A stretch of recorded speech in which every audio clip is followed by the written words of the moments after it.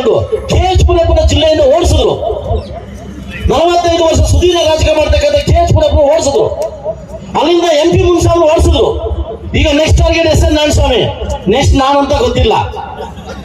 ಇವತ್ತು ಕಾಂಗ್ರೆಸ್ ಅವರು ದಲಿತರನ್ನ ಯಾವ ಮಟ್ಟಕ್ಕೆ ನಡ್ಕೊಂತ ಇದ್ದಾರೆ, ಯಾವ ಮಟ್ಟಕ್ಕೆ ಮಾತಾಡ್ತಾವ್ರೆ, ಅದ್ರ ಬಗ್ಗೆ ನೈತಿಕವಾಗಿ ಮಾತಾಡ್ತಕ್ಕಂಥ ಹಕ್ಕು ನಿಮ್ಗಿದೆ, ಬಟ್ ಮಾತಾಡ್ತಾ ಇಲ್ಲ.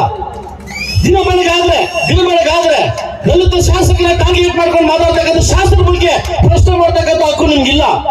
ಏನಾದ್ರೂ JDS ಒಂದು ಸಿಕ್ಕಾಕೊಂಡ್ಬಿಟ್ರೆ ಗುಂಪುಗಾರಿಕೆ JDS ಎಲ್ಲಿಲ್ಲ ಸ್ವಾಮಿ, ಗುಂಪುಗಾರಿಕೆ ಎಲ್ಲಿಲ್ಲಪ್ಪ.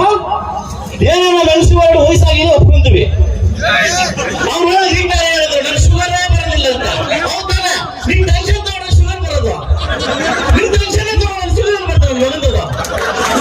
ಯಾವ ಎಲೆಕ್ಷನ್ ಹೋದ್ರೆ ಏನೋ ಇದ್ರೆ ನಿನಗೆ ನಿಮ್ ಟೆನ್ಷನ್ ತಗೊಂಡ್ರೆ ಶುಗರ್ ಬರೋಲ್ಲ, ನನ್ನ ಟೆನ್ಷನ್ ತಗೊಂಡ್ರೆ ಶುಗರ್ ಬರೋದಿಲ್ಲ ಅಷ್ಟೇ.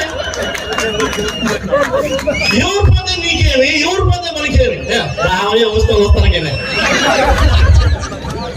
ಇದಲ್ಲ ತದ್ಭವಂ. ನೀನ್ ಕೊಡಕ್ಕಿಂತ ಮುಂಚೆ ನಾನೇನ್ ಕೊಟ್ಟೆ ಅನ್ನೋದು ಬೇಕು. ಕಾರ್ಯಕರ್ತ ನಮ್ ಗೆಲ್ಸವ್ರೆ. ಇವತ್ತು RCB ಫ್ಯಾನ್ಸ್ ಅಲ್ಲಿ ಇವತ್ತು ನಂಬರ್ 1. ಅದೇ ತರ JDS ಸೋತ್ರು ಕೂಡ ನಂಬರ್ 1 ಫ್ಯಾನ್ಸ್ ಕರ್ನಾಟಕದಲ್ಲಿ ತಾಕತ್ತಿದ್ರೆ ಮುಟ್ಟಕ್ಕಿಂತ ಮುಂಚೆ ನೋಡ್ಕೊಂಡ್ ಮುಟ್ಟೆ. ಯಾರ್ಯಾರೋ ನೋಡ್ತಾ ಇದ್ದ ಮಾತುಗಳು ಏನ್ ಕೋಲಾರ ಜಿಲ್ಲೆಯಲ್ಲಿ ಅವ್ರದೇ ನಾಲ್ಗೆ, ಅವ್ರದೇ ಮಾತುಗಳು ಇಡ್ತಾ ಇಲ್ಲ. ಮಾತಾಡಕ್ಕಿಂತ ಮುಂಚೆ, ಎಗರ್ಸೋಡಕ್ಕಿಂತ ಮುಂಚೆ, ಸವಾಲ್ ಹಾಕಕ್ಕಿಂತ ಮುಂಚೆ ಯಾರ ಮೇಲೆ ಹಾಕ್ತಾ ಇದೀವಿ ಅದು ಸವಾಲ್ ಹಾಕ್ಬೇಕು. ಅದು ರಾಜಕಾರಣ, ಅದು ಅಡ್ಜಸ್ಟ್ಮೆಂಟ್ ರಾಜಕಾರಣ.